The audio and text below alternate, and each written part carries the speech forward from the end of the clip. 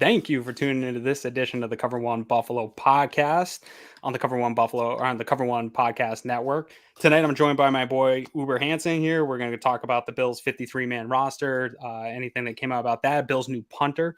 We're also going to go through his scouting series. So stay tuned for a great episode, guys. I know no Greg tonight, but we're going to get you through this.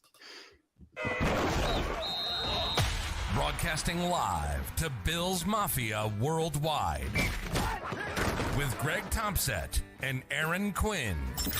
Welcome to the NFL. Doesn't matter what's happened before today. Today's a brand new day. It's a brand new season. Your number one podcast for objective Buffalo Bills coverage. No matter where you are, we got you covered.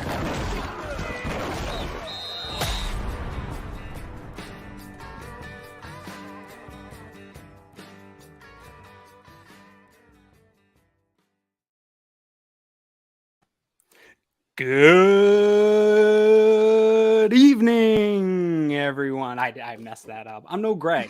I'll tell you that. I don't have the hair. The voice isn't there. I'm a little bit wittier. That's about it. But no Greg tonight.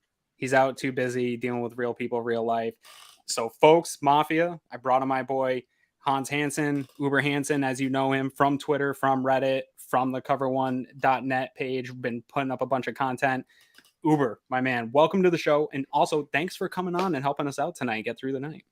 Yeah, man. Pleasure to be here. I'm no Greg either. I don't have as much hair as him as well. You know, that's why I wear this hat, so that I don't have to show off my half bald head. But I'll start a rumor, though. I think it's implants.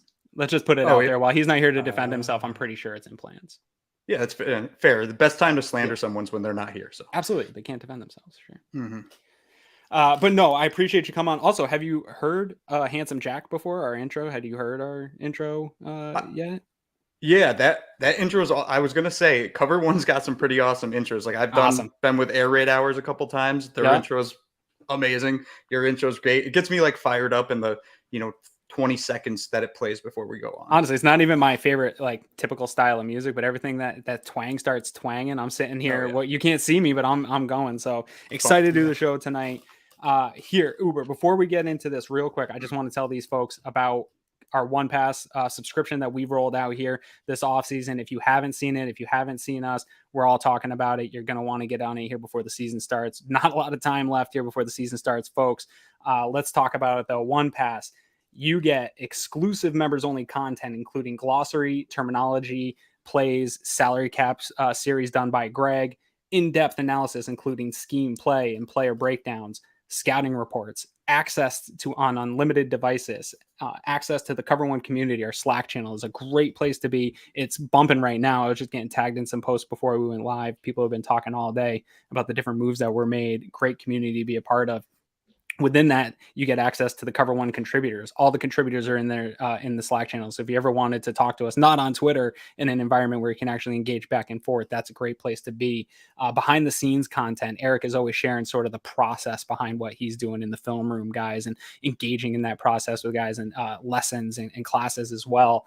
And then you also get this, if you're watching on YouTube, you get this beautiful t-shirt that you're looking at the graphic up here. And there's also going to be a decal coming with it and much more. This is $57 for the year. We picked 57. We were going to go 60, but we said it's 57 for Super Bowl 57 is coming up here. And we're assuming that the Bills are going to be in play for that. So help join us, get in on this year. You're not going to want to miss the content. Those guys, I see the behind the scenes with all of our writers, all of our producers all the time, the type of content that they're going to be dropping this year. You're not going to want to miss out on any of this.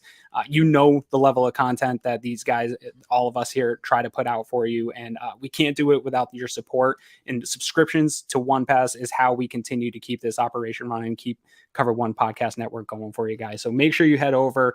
You can sign up at cover1.net/OnePass. Make sure you get signed up here before the season starts. And like I said, if you ever thought of a way to help us out, or people ask us all the time, what can they do to help the network?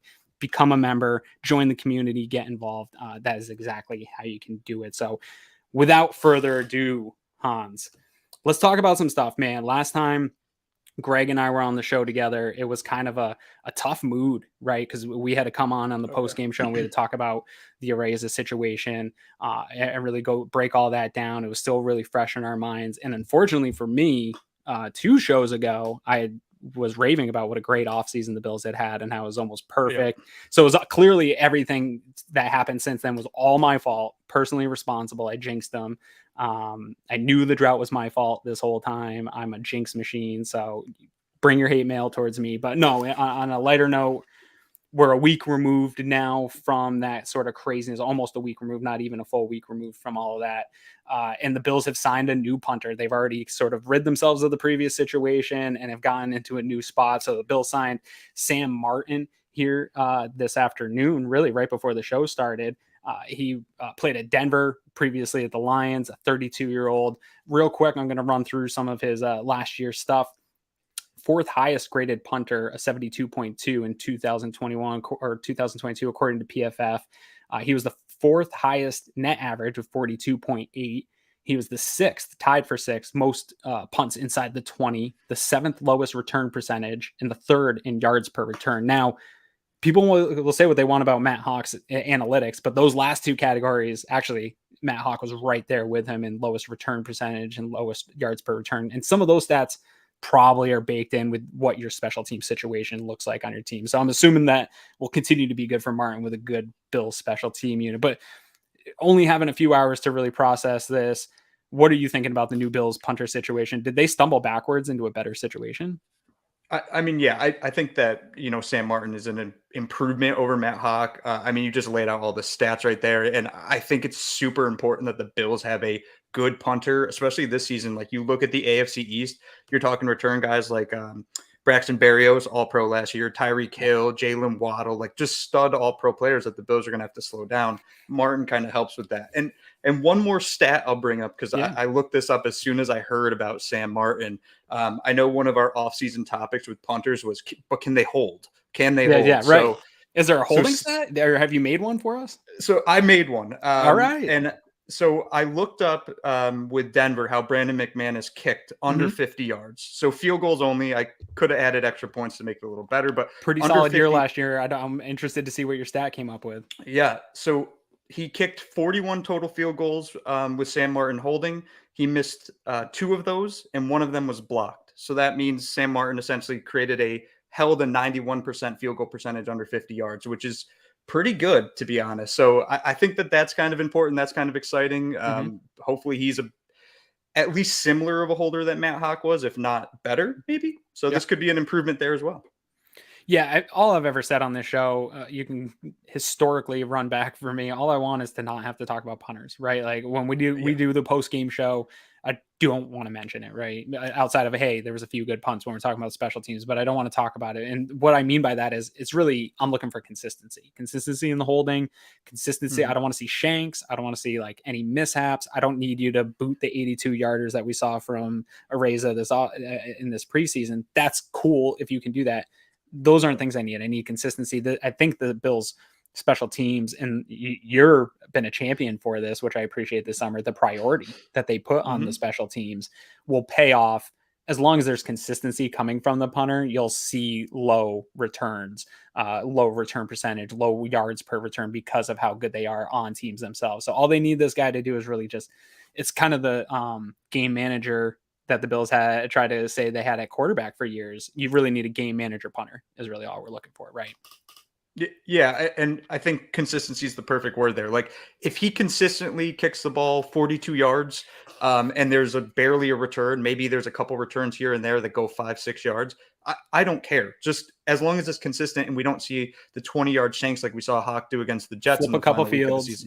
Yeah, that's all that we need from the punter. We don't need, I mean, like you said, the 82-yarder, that's fun to watch, but sure. We don't need it. Like this team does not need that. So as long as we have a consistent punter, we're fine. And a couple of the, not just the beat guys, a couple of beat guys though that have bigger followings pointed it out here this last week. Like Matt Hawk was universally one of the worst punters in the NFL last year by most of the metrics, right? And the Bills are still one of the best teams in the NFL. And punting wasn't their Achilles heel, right? Like that isn't why they weren't able to advance. And so even a small upgrade, I think, is a huge positive for the Bills, even through this negative situation. I do think, they still came out sort of smelling like roses. They ended up doing the right thing. And now they end up getting a guy that's an NFL veteran. That was my other concern with Areza is, yeah, that's great. And I think that he could have been a really good punter, but you would have had to go through the ups and downs of having a rookie. Even Tyler Bass, who's a fantastic specialist, had ups and downs in that rookie season. And I thought that this season is so important that it's a little scary to run out. You're going to have Shakir doing returns and you're going to have this guy holding and punting. Now you don't have to worry about that. You do have a veteran presence who has played in some bigger games, has played in the NFL. So that makes me feel a little bit better too. But now I don't want to talk about punters anymore for a while. Okay. I've overfilled my personal ability to talk about punters. So we're going to talk about the big news of the week. Didn't get anything done all day Tuesday because it was the 53-man roster cut down. And boy, I got to say, before we get into this too deep, Hans, it feels sometimes like I'm stuck in this weird rut of dealing with the NFL offseason and the emotions that people go through this process. Every single year we fall in love with guys in the preseason, which I get. It's easy to root for underdogs. Everybody wants an underdog to succeed. But we apply this like over the top scenarios to these players that are barely rosterable players league wide, not just on the Bills, guys that are fighting to get jobs. And this is nothing against those players, right? The margins are slim in the NFL. They're still very good football players. They probably all belong in the NFL to some degree, but call them what they are. And people just say like, you're Isaiah Hodgins. It's like, oh my God, we can't afford to cut this guy. There's no way we can get this guy back. Blackshears, especially players that play at a productive level, that in the preseason, wide receivers, running backs, they're going to get production late in games. And you're going to be able to point to certain plays, explosive plays, and say, oh yeah, we got to bring this guy in. And every single year they end up getting cut and back to their team most likely. But outside of that frustration, the Bills did lose legitimately 4 players through that waiver process. So here real quick, I'll go through the guys that they cut. They cut Matt Barkley, Greg Mance, Luke Tanetta, Alec Anderson, Raheem Blackshear, Duke Johnson, Tanner Gentry, Isaiah Hodgins, OJ Howard obviously was the big surprise for everybody, Mike Love, Kingsley Jonathan, Prince Emili, CJ Brewer, Joe Giles Harris, Nick McLeod, and Jamarcus Ingram were all cut to get down to the 53. OJ Howard obviously was probably a surprise even to you as well. Was there anything else that stood out to you on that cuts? No, I think the one where I was kind of flipping back and forth was between Cam Lewis and Nick McLeod. I thought that one could go either way. Nick McLeod ended up being the one that was moved, but it was really no difference there for me. OJ Howard by far.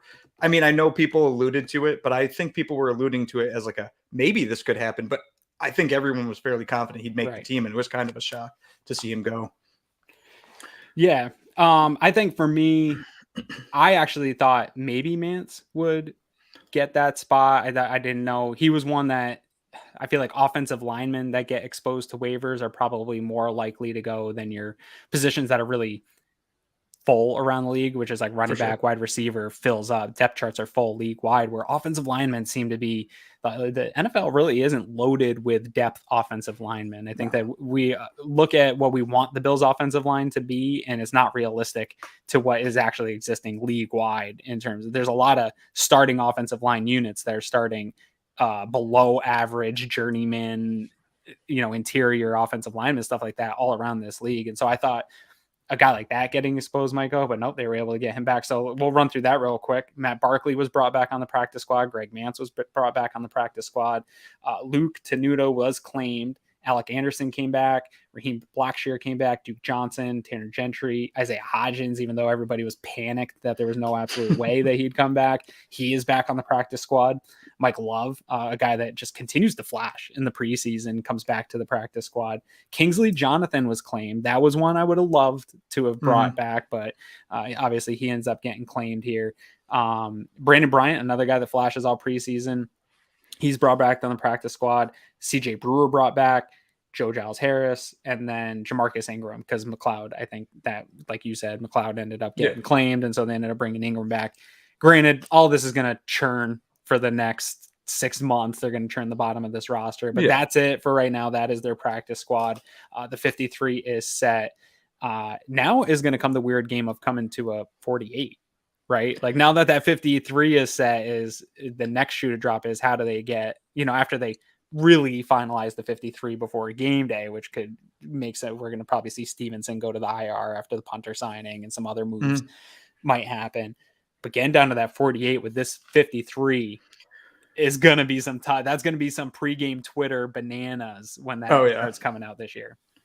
Yeah, and I think and I've been hammering this all week too, right? I think one thing that I look at when I talk about the 48, like the active 48 versus the 53, is I don't see the Bills very often going for running backs, let's say, and I'm including Tywan Jones in that, even though he plays special teams, like he's a special teams player. So I think you could be fairly confident. Let's say a Zach Moss is going to be inactive. I think more often than not. I know people might disagree with me on that. The one that I'm really interested in, though, is Tommy Sweeney versus Quentin Morris. Like, which one of those guys is going to be active? And one of them, I presume, will be inactive. Quentin Morris kind of came. I mean, I don't think came out of nowhere because he was a little bit talked about. But for him to show enough to push OJ Howard off the roster, right, that's pretty impressive to me. So he might be kind of a guy that's a sneaky active on game days. Yeah, that's one of the things I'm interested in, right? Like there's this debate. I was on I'll come out and take my loss here. I was on there's no way OJ Howard's getting cut, that his blocking ability alone would have him as a tight end too. The veteran presence of what he's been able to achieve in the NFL is better than Sweeney or Morris. And I thought the coaches would roll with that. Totally wrong. I'll take my L. Now my question is it like a straight line? Was it Sweeney bumping out Howard and now Morris comes up, or did Morris leapfrog Sweeney and Morris's tight end too? That's what I'm looking to find out here as they go into week one. That'll be one that's interesting. Some of what they do with the defensive backs, I think will be interesting in terms of depth and how they play that, because a Cam Lewis type guy, you would like to have game day active. If something was to happen to it, Taron Johnson, you have that versatility in a player like that. So I don't know if they'll be able to, get him in. So I'm interested to see how that depth shakes out at the cornerback and who they're keeping on. And then, some of these, is Balin Spector going to get game day active and be that special teams dude, or what are they going to do with some of these linebackers that they have on the roster? I don't think that they're going to have, what do they have, 6 right now? Six, yeah. They're not carrying 6 game day active linebackers, right? And a lot of these guys are special teamers. So those numbers and how they play that out is going to be really interesting. I think we'll know this week how it's going to play out for most of the season, though. Yeah, and I think there's like another interesting subplot to this whole kind of roster debate is the Bills essentially have, I'm not going to include Marquez Stevenson in this for separate reasons, but the Bills essentially have 3 guys that are going to come back at some point, right? Ike Boettger is going to come back. Trey White's going to come back. We assume. Ike. Trey definitely, yeah. Yeah. And then Andre Smith from suspension. And the reason I say those 3 names is I think you have the situation like Ike Boettger, let's say he does come back. I would presume that Bobby Hart would be the casualty if Ike Boettger came back. When Trey White comes back, I presume Cam Lewis is going to be the casualty. And then Andre Smith, when he comes back, then the question is, did Balin Spector show enough during his kind of stint on the Bills roster to stick on this roster, or are the Bills going to have to waive him and try to put him on practice squad? So I think there's 3 kind of stories to monitor as the season goes on that have to do with the roster and guys coming back from injury or suspension. Yeah, outside of Trey, I really hadn't given that much thought, right?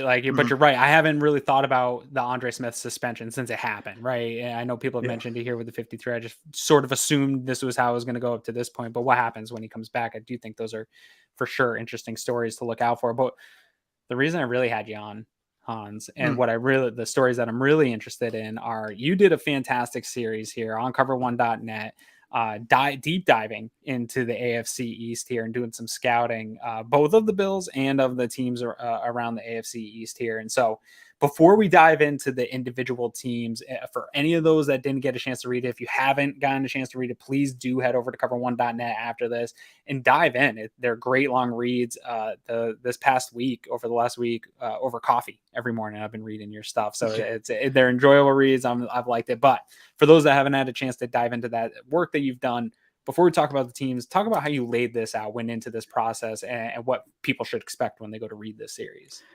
Yeah, so I framed it off a series that basically started my content creation in Bills, which I call a matchup preview series. That'll Right. come during this season, so I will probably talk about that a little later Yeah. tonight. But as far as it goes, I basically looked at each team individually and I broke it down into 5 sections. So I looked at their pass offense, rush offense, pass defense, rush defense, and then their special teams. And went through detailing out their roster, detailing out maybe some statistics, a little bit of concept talk and things along those lines, which ultimately led to a prediction on each team.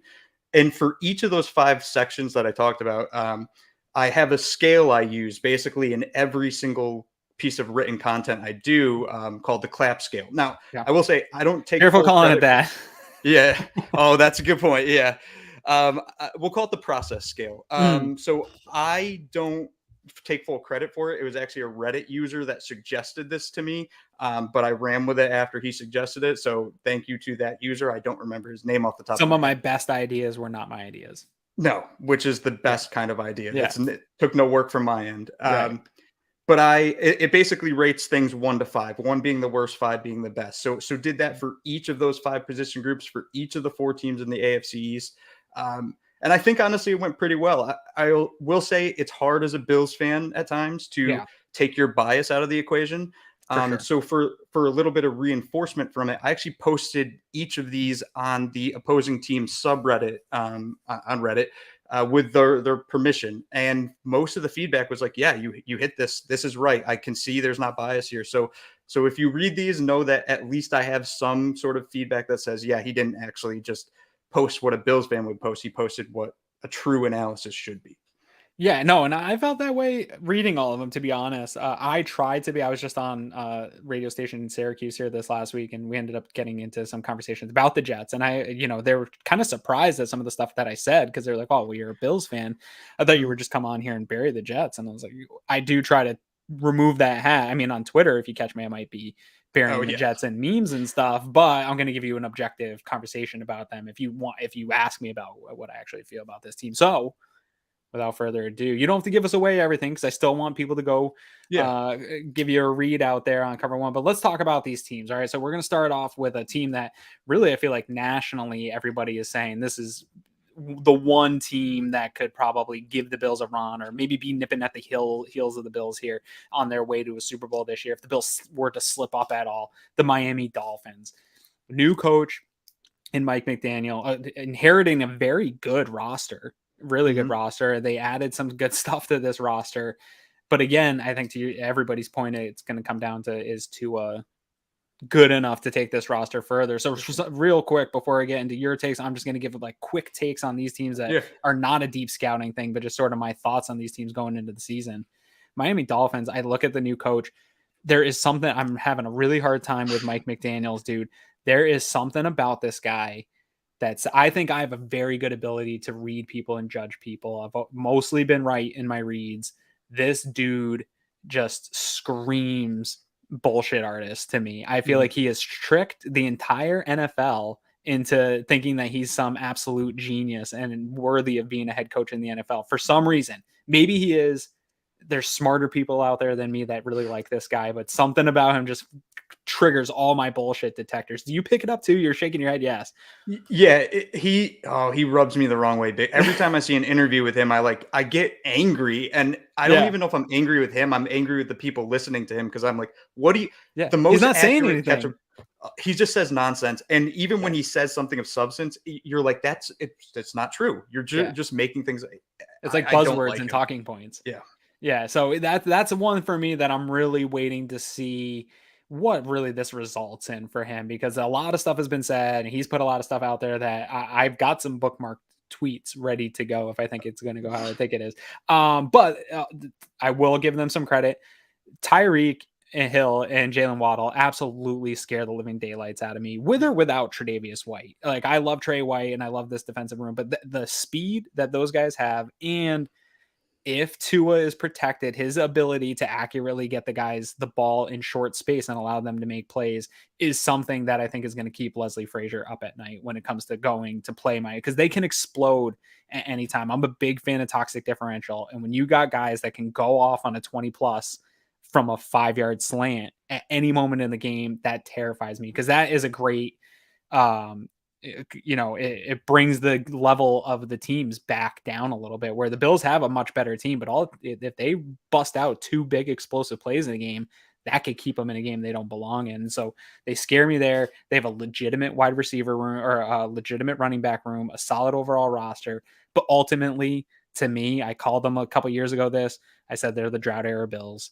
And until the quarterback stuff gets fixed, to me, that they're still the drought era Bills. You dove into these guys. Tell me that I'm wrong and they're not the drought era Bills. No, so I guess I'll start on the offensive side and with the main storyline, which is Tua, right? And I think you kind of hit the nail on the head. One of the major things is, can they protect him? If Tua can't be protected, Tyreek Hill, Jalen Waddle, Cedric Wilson, all those guys are for naught, because he's not going to be able to get the ball out of his hands. So they bring in Teron Armstead, who's an absolute freak of a left tackle, one of the best there is when he's healthy. He's very rarely healthy, which is a big deal. And one other thing that people seem to be glossing over, and I don't think it's a massive deal, but it's important to note, is that Armstead plays left tackle, Tua's left-handed, so that's not his blind side, which is not that big of an issue. But one thing with Tua, and if you go and look at his stats, and Next Gen Stats does a really good job of breaking down passer rating by location of the field, is Tua doesn't throw to the right well at all. He throws to the left very well. So if he's booting out to the left, he'll have Armstead in his face, but he's going to be eyeing that left side of the field. And you could have Greg Rousseau chasing him down from the back, and he doesn't even notice it. I forgot what Patriots player it was. One Patriots player last year said, you just have to take his first read away. If you take his first read away, he panics. And there's some actual video evidence to show that's the case. That's not saying he can't improve on that. Right. But if he struggles with that this year, they struggle with protection, which their offensive line isn't great. Yeah, they're going to have issues. The thing is, Tua doesn't need to be Josh Allen, and I've seen that narrative kind of pushed a lot lately. Right. He just needs to be Jimmy Garoppolo. Like, he just needs to be a game manager. If he can put the ball in Tyreek's hands, Jalen Waddle's hands, Chase Edmonds, Raheem Mostert, if he puts the ball in those guys' hands, they're going to make plays because they have speed all over the field. And to your point, again, and toxic differential being so important, they have the talent on the offensive side of the ball to make those gigantic plays that could keep them in a game against the Bills, going toe-to-toe offense to offense. Yeah, one of the things I'm interested to see is that improvement in the offensive line going to then have a ripple effect on. I'm wondering if Tua's inability to not come off that first read and panic was he didn't trust in that offensive line. There wasn't protection there. I think this is the year you're going to find out. Is it something with the quarterback, or was it the trust in the people in front of him and scared to get hit all the time? Because it really was bad the last couple of years for him in that pocket. I mean, the Bills absolutely destroyed that offensive line, and they weren't even that great of a pass rush unit last year. So I'm interested to see if that exactly giving them, because that is how you build around a quarterback, is to develop that offensive line. If you can't protect them, you're going to have a hard time. But I do agree with you that I do think Bills fans sleep on Tua being good enough to win with. I think that it's easy to make fun of him and easy to make fun of the arm strength. But I do think in the NFL, there's maybe right now in the NFL, there's more than that. But at any given time, there's 5 really elite guys that can just win games, but put a team on their back, what Josh Allen has done in the past, and just win a game. Like, go out there and drag a team to victory. Tua is not one of those guys. The rest of the guys in the NFL you have to be able to win with them. And I do think that he's a quarterback that you can win with. And this particular roster has, at least on paper, all the pieces to win with a guy like that. And I'm not saying come out and win 12 games, but be right there on the heels of the Bills, where, again, if they slip up, they're annoyingly a game and a half back with a couple games to go. And it's like, they're just like hanging there in the balance. You don't have to give away your record prediction for this team, but do you see them as being the team that's going to be nipping at the heels of the Bills, if at all, if anyone's going to be doing it? So they're the team out of the 3 to me that has a shot at it. The other 2 don't. I think the Jets are a year or 2 away from it. The Patriots, I will talk about them a little more as well. But yeah, the Dolphins have the talent to do it. Like, I don't think as Bills fans we should just write it off as the Bills are ridiculously talented. Josh Allen has spanked them every time Josh Allen lines up. Exactly. We have to kind of at least respect them a little bit until Tua looks horrendous. If through the first 4 games the Dolphins are 1-3, then we can go there's no chance. But I think the Bills are I think they're going to run away with it this year, just because they're so good and they seem all in on Super Bowl, and Super Bowl not bust, but Super Bowl win. And I think the Dolphins just aren't quite there, because at the end of the day, it could come down in those games. Like, it could be a shootout. And if it's a shootout between Allen and Tua, besides Mike McDaniel, I don't know who's taking Tua over Allen. Apparently Mike McDaniel's taken Tua over anyone. The most catchable, beautiful ball he's ever seen in his life. So, all right, let's go into, we talked about it a little bit here in this last one, but let's talk about them a little bit more. The Evil Empire, the New England Patriots. This one, to me, is a team. This is a tough one for me to read, but I believe they're deeply a team in decline. I don't think that this is sort of the opposite of the Dolphins, where there's nothing that individually scares me. Like, no player on that team is going to go off and ruin the Bills' day and keep them in the game. They are going to they can win games. I think they're going to be annoyingly competitive to a team like the Dolphins, who like they could hang out around that 500 mark all year, because I do think Bill Belichick's a good coach, even though there's a lot of stuff out there about him right now. I still think he'll have a well-coached defense. I think that for the most part, they'll be able to get something going, and that run game is still going to be very good. And I think that they can win games, but it's going to take total team victories every time. Like, all three phases are going to have to play clean. They're going to have to really limit team scoring, get a lot of toxic differential turnovers and stuff, but they'll be able to win some games. But this isn't a team, nothing about the roster when you go into this matchup is really going to keep me up late at night. No, I mean, yeah, you hit the nail on the head. Like, the Patriots, if it wasn't for Bill Belichick, I think I'd have a very different tone when speaking about them. But because I have this respect for Belichick, and I just think that he always has something, like, he's always going to have something to challenge opposition, I speak with a little bit more respect than probably the roster and what's on paper deserves. The Patriots are without a doubt a team in decline, which is crazy to say after, when we're talking about a team with a second-year quarterback who had a good season last year. Like, I don't think, again, Bills fans give enough credit to Mac Jones. I don't think he was this Pro Bowl superstar that some Patriots fans make him out to be, but he was good. Like, he was legitimately a good quarterback. He was probably a little bit above average in all reality. I've said all along, he's not as good as Patriots fans think, and he's not as bad as Bills fans want to say. 100%. He's in the middle. 100%. And he did play that game manager role a little bit, like, because it worked. Like, Damian Harris is a good running back. Ramondre Stevenson's a good running back. And they had a good offensive line last year. Where they're very different this year is they're changing up how they run the football. They're going to a zone run scheme. They're trying to kind of play the Rams offense. And every report out of camp is that it's an absolute disaster. It looks like which is exciting as a Bills fan. And in scouting them and looking through everything, like, you see quotes from David Andrews, who's been in the league for a decade. And he's like, yeah, this isn't good. And if David Andrews is saying that, there's a problem. I think one of their biggest losses that no one's really talking about all that much from the Patriots side is they traded Shaq Mason, who was a very good guard. Than the Bills got. For less than the Bills got for Cody Ford, which is insane. And they're replacing him with Cole Strange, who played out of Chattanooga, that they reached for in the first round. Cole Strange might end up being a great guard, but I don't think he's going to be as good a guard his rookie season as Shaq Mason would have been this year. So with that in mind, like, Mac's going to have more pressure on him. I don't think that the skill positions are good for them. Like, their wide receivers are meh at best. Which they're just good. I think they're going to try to run the ball down people's throats, and I don't know if that's going to work, 75% of the games they play in.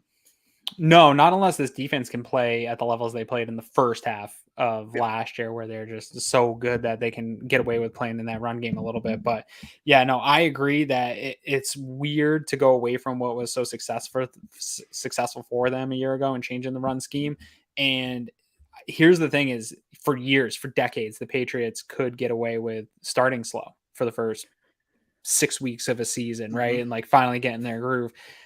Tom Brady is not walking through that door. The reason they were able to get away with going into a season like that was because you had Tom Brady and he could turn it on at any point and rattle off 9 wins in a row, or not that QB's wins, but the team was so good and you had an elite quarterback that you could get to that point where you can, at any point, it can all click. Same with the Bills. Like, I see a scenario where the Bills could be 3-3 coming out of that first 6 weeks, and I'm not going to be panicked because I know at any point they're going to get Trey back and Josh Allen can just turn it on and they're going to play worse teams and they're going to run right through that part of their schedule. That was what the Patriots were. If the Patriots come out and this preseason sort of lull and dysfunction that they've had isn't, nipped in the bud getting in right away, like this could really snowball out of control because they don't have a player with a lot of confidence like a Tom Brady. And there is no real like strong veteran superstar on this team that can pull them together and pull them out of a funk. It could snowball real quick on them. Yeah. And you're going to see week one. Like, I think we're going to have a good read on the Patriots after week one when they play the Dolphins. Like if the Dolphins go to, I don't know if it's in Foxborough or in Miami, wherever it is. If the Dolphins roll the Patriots in that game, then I don't think that really says much about the Dolphins, but it says something about the Patriots that they're just not ready to go this year. And the reason I actually think the Dolphins might just absolutely dominate the Patriots in week one is because the Patriots don't really have a secondary. Their secondary this season is not good. And I said that before, what's his name? Malcolm Butler went on the IR. And so did Joe John Williams. So now they're down to Jonathan Jones and Jalen Mills are their two top corners. And those names, which one of those guys is covering Tyreek Hill or Stephon Diggs or even Jalen Waddle for them? Like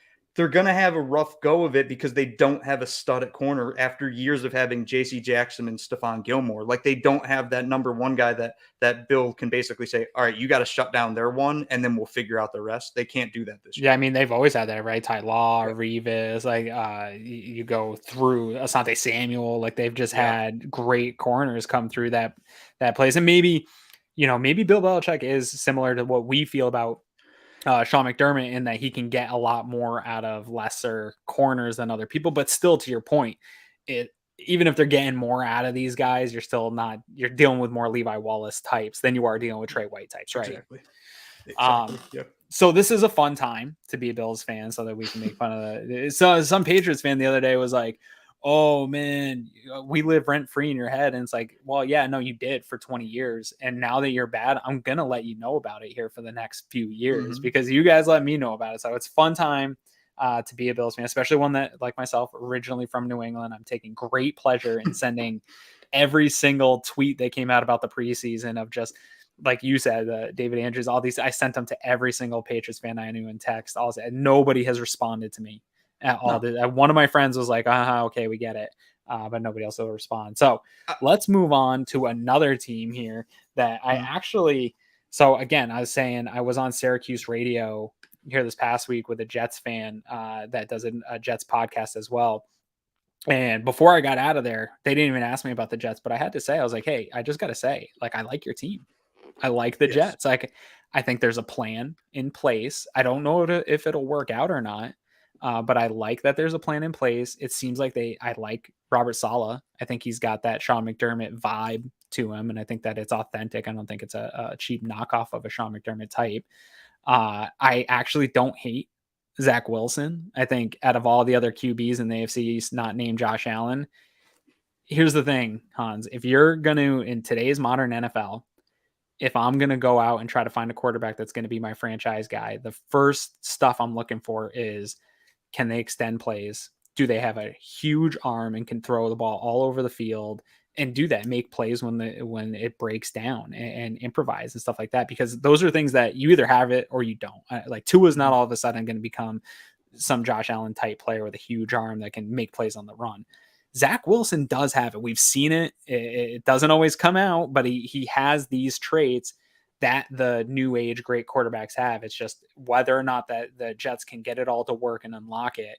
But out of all these teams, they have the guy that could accelerate this team to be the team that competes with the Bills. And I agree with what you said. I think it's about 2 years away if they're going to be that team. And I think though this year we're going to find out if Zach Wilson's the guy to bank on. Is that sort of where you fell with this Jets team?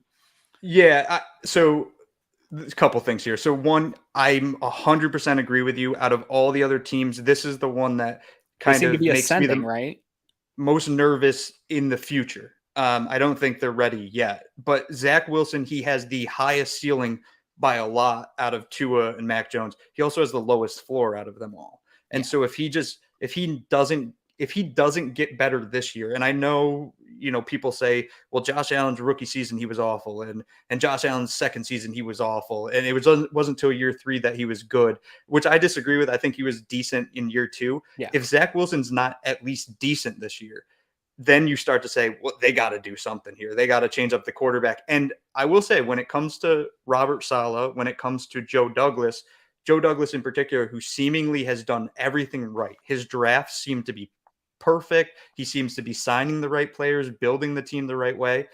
At some point in time, you do that all on paper. And if it doesn't translate to victories, he's doing something wrong. And I've thought about this for a long time, because essentially the Jets have gone under Douglas. I think was 2019 was his first year, 7-9, 2-14, 4-13.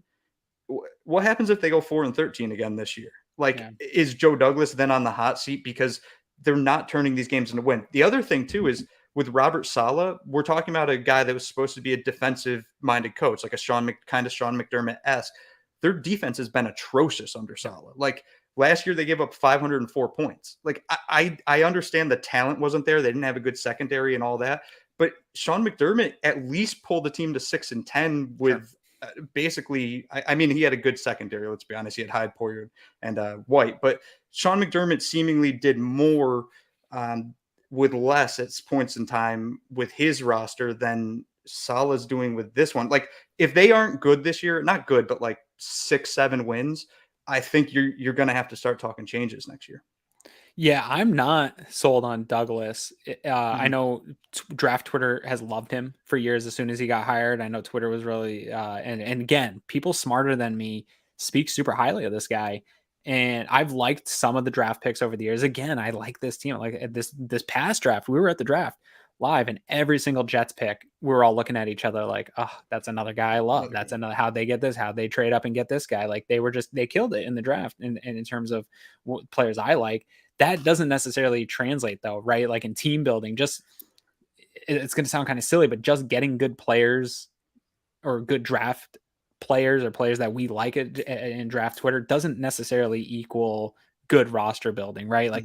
This past week with a lot of the cuts, I saw a lot of names getting cut from teams, getting cut from their second team of guys that I had draft crushes on. That again, if another team would have got him in those drafts, I was like, oh man, I wish the Bills would have had him. But they don't necessarily equate to good NFL players, right? You have to draft well, and you have to put guys in the right position, have coaches that develop them in the right ways. And a lot goes into whether or not a draft pick ends up working out or not. So while I do think Douglas is good at getting talent in, something's not adding up, because now another thing, Bills lost 4 players in the waiver claiming process. What was the Jets was 7 players that ended up getting claimed, which we were trying to correlate.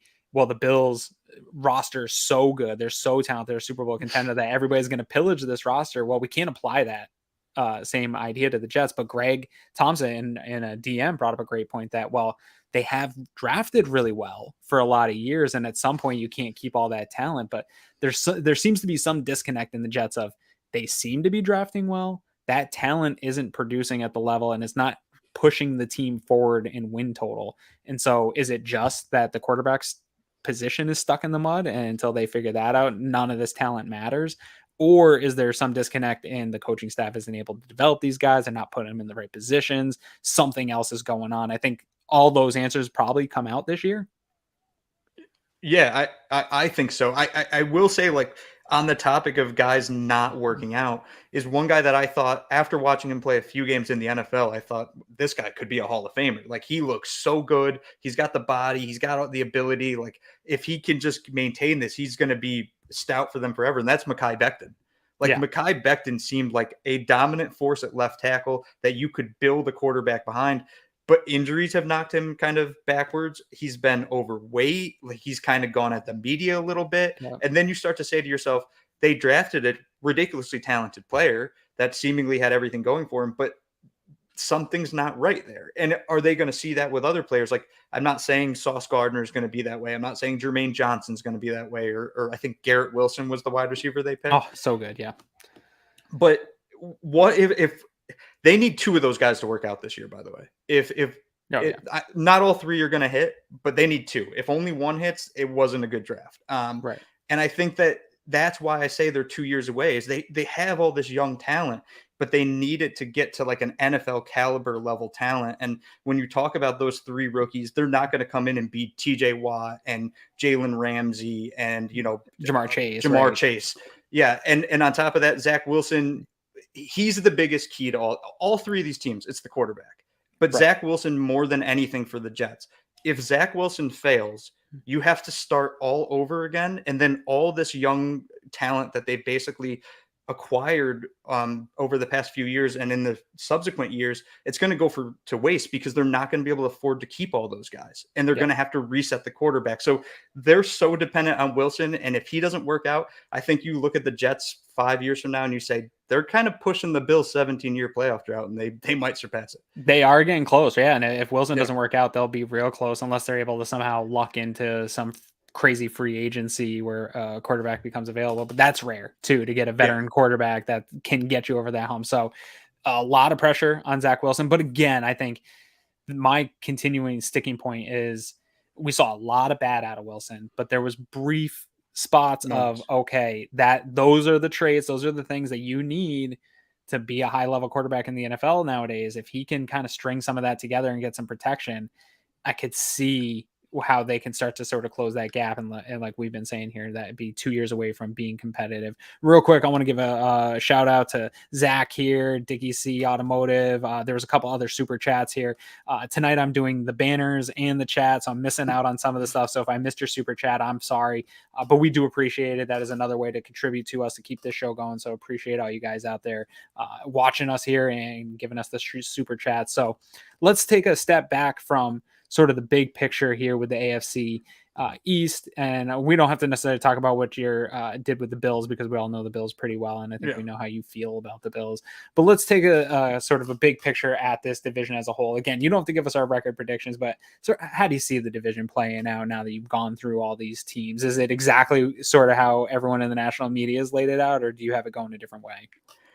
Yeah, I have it just about the way the national media's got it laid out. I will say the one switch I could see, and it wouldn't surprise me, I think it would surprise a lot of people, is Jets over Patriots. Yeah. I can see a path where the Jets finish third and the Patriots finish fourth. I can also see a path, don't think it's going to happen, where the Jets finish second ahead of the Dolphins. Now, that would require Tua collapsing and not doing anything. And even then, I think Teddy Bridgewater is a fine quarterback. Sure. So I don't think that'll happen, but I really have it. Bills won. I think the Bills probably lock it up with, I don't know, 2 weeks ago. Then you have the Dolphins. I think the Dolphins make the playoffs, by the way. I hate to say that because I like ripping on the Dolphins on Twitter, but I think they're too talented not to make the playoffs. And then I think it goes even Patriots, with that Jets. AFC West. Yeah, I just think the West is going to cannibalize each other. Like they're going to beat the snot out of each other and they're going to drop each other's records. So I have the North is pretty sound too. It's going to be tough. Those wild card spots there's going to be some good teams that miss out on a wild card spot this year. I caused some drama on Twitter today and I'm sticking to this. I don't think I don't think the Bengals are making the playoffs. I don't think that's crazy. If they don't make the playoffs, though, it's going to be like a end of the year. They're in the hunt. Things have to fall exactly a certain way, and they're out. I think they'll be right there. Mm-hmm. If you look at their last 6 games, I don't have it pulled up right now. Their last 6 games are rough. It's a rough go of things. And I'm super high on the Ravens. I think that they are going to be scary good. And that's why I bring up the Bengals. Like, I think the Bengals, 3 teams from the West, and the Dolphins are all competing for those, 3 wild card spots? Yeah. 3 wild card or 2 wild card spots. Yeah. 3. 7 teams. Yeah. So it's going to be interesting to see. But yeah, I think the Dolphins are going to, if the Dolphins don't make it with this roster, then I don't ever want to hear a Dolphins fan talk to me ever again, because this roster is insane. But this is what I'm saying. This is why I think they're a drought.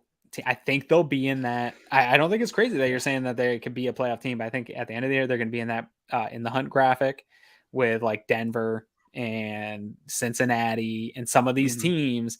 And I think getting beat up by the Bills twice and, maybe dropping a game to the Jets or something like that is going to be ultimately their downfall, where they're just going to have too many divisional or conference losses and they're going to be the odd team out. But I think they'll be in the hunt.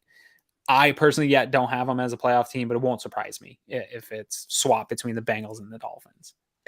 And I'll just want to bring this up too. You alluded to this as well.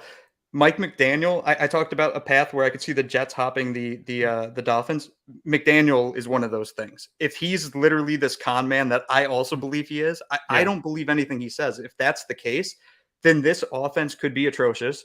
And the defense, like Brian Flores was a architect of that defense. He made that defense better, I think, than most coaches would have made it. And he's gone now. So you have a situation where the defense could slightly decline. And if McDaniel isn't an offensive genius that he makes everyone think he is, or tries to make everyone think he is, right, this team could be worse than last year. Like there's a possibility that's the case. I don't think so, but there's a possibility.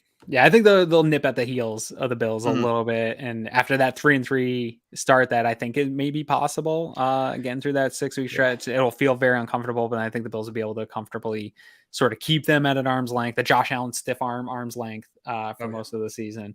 But let's wrap this up here tonight, because we're pushing the hour mark here for all the people that have tuned in. Appreciate everybody here tonight joining us, sans Greg.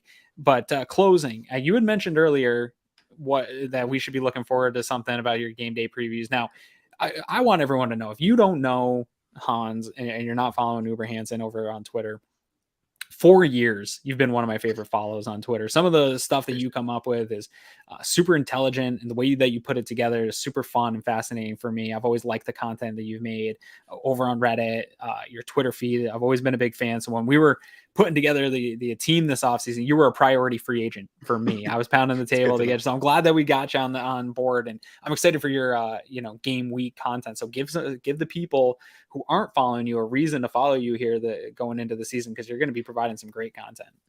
Yeah, so similar to how I scouted, each of the AFC East teams, I do a similar series during the season, which will start coming out next week for the Rams. I do a little bit more in depth and specifically to the game. So I will scout the Rams, but I will apply that scouting to kind of how the Bills match up against those things. So if you talk about the Rams, for instance, I might look at, okay, the Rams maybe have some sort of deficiency on the offensive line with the loss of Andrew Whitworth and Austin Corbett. How can the Bills kind of play against the new offensive line? Look at things of like, how are we going to stop Cooper Kupp? Like, what are the Bills going to do? And so I break it down in a similar way, like I'm talking about each of the pass offenses versus the pass defenses, each of the run offense versus the run defense. And then I provide a prediction at the end of it, which is inclusive of a score as well. So that's my main content that I started writing in 2019 on Reddit. I've done it every single week since. At some points, it's pretty arduous. They're pretty long write-ups. A lot of work.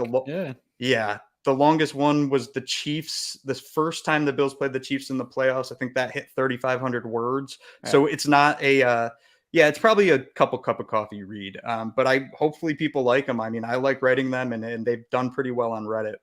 Yeah, I've always enjoyed it. Obviously, I'm a content creator myself who's got it's a lot of work. I don't know that everyone always understands. You get, especially this week will be nice. As soon as I finish this episode, after the prep for this episode, I'm diving deep into the Rams, and I've got a little extra time to dig into just the Rams. And then there's this weird period of time here for the first 3 weeks where the tape doesn't matter all that much, because you don't have a ton of tape built up on teams, and week one's kind of a wash anyway. It's hard to get anything valuable out of that. But then you start to get into the process of, okay, a game is on, say a typical game ends on Sunday.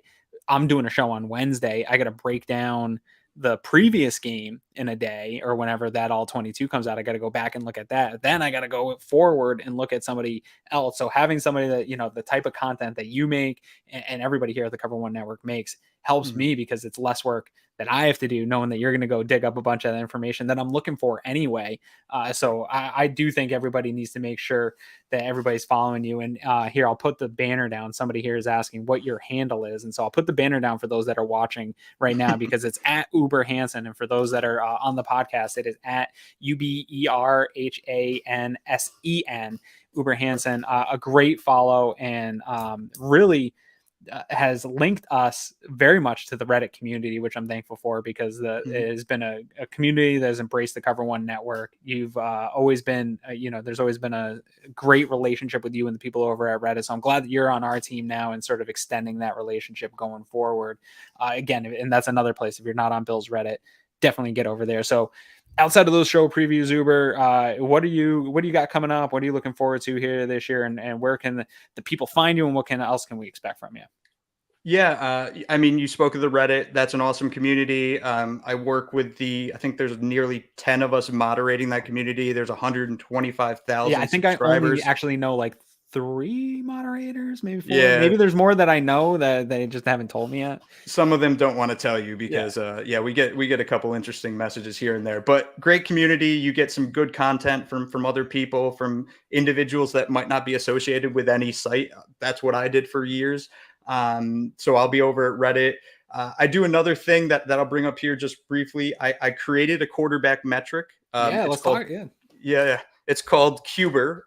If you see how it's spelled Quber, it kind of mixes QBR and Uber into one word. So yeah, I have a little bit of vanity on my side with that one. But yeah, it basically kind of involves every statistic that I think matters for a quarterback, every raw statistic. So that's rushing data as well. That's sack data as well.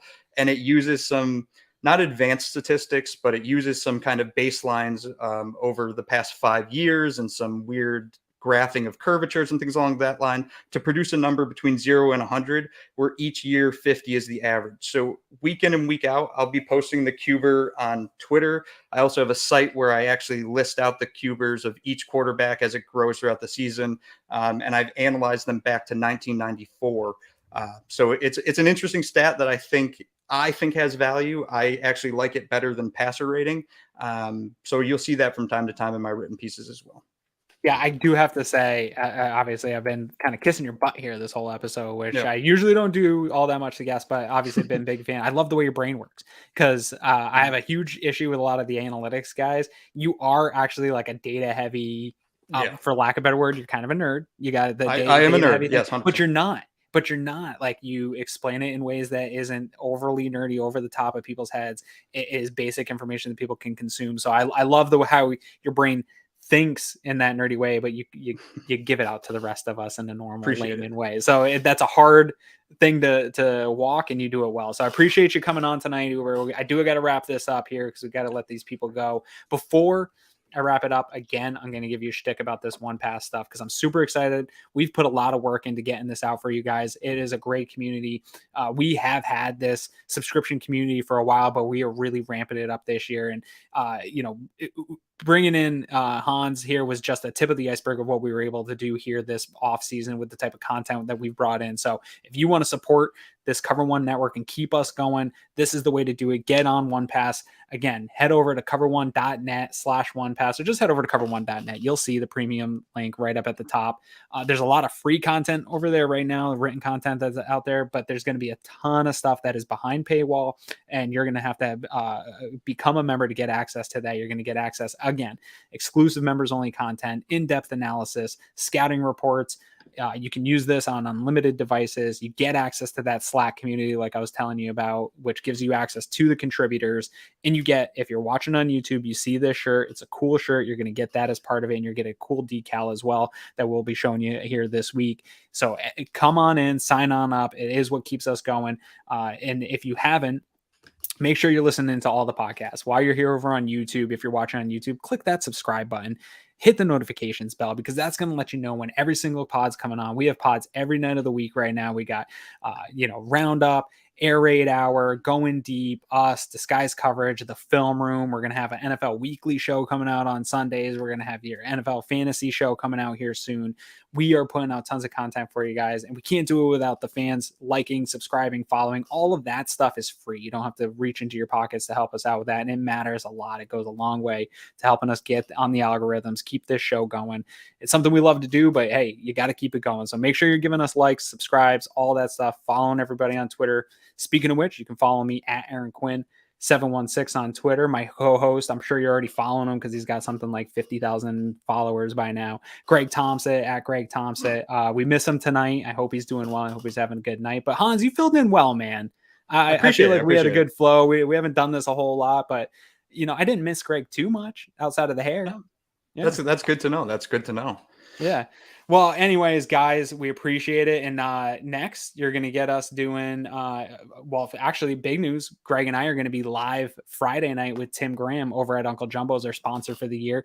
So if you're in town over at their tasting room on Elmwood, you can look it up on Google for the address. We've posted it to Twitter. Tim Graham's going to join us live. We're going to do a little bit of a show, nothing crazy, a little bit of a show, but going to take some live questions from people that show up. And so it'll be a good conversation to get us ready for opening week. And then after that, you'll get right back into the groove here with Greg and I. We're going to be back on Wednesdays for the preview shows with guests from the other team, breaking down the other team, exactly what we've been giving you for the last few years. And you're going to get the post-game show with us after every single game, no matter how late we go into the season with some of these primetime games. We're going to be right there for you to go through either the pain of the loss or much more often, hopefully like 13 times, we're going to go through some sweet victories here this season. So I'm glad that we've made it through the postseason. This is it, folks. We are on to regular season football. The Bills 53-man roster, at least for the moment, is in place, and they're getting ready for the Los Angeles Rams. I couldn't be happier that we've gotten through this far, Uber, and I'm excited to see what everybody on the team brings this year and to share this exciting season with fans. So again, on behalf of everyone at the Cover One Buffalo Network, I'm Aaron Quinn. This has been Uber Hansen. We are out.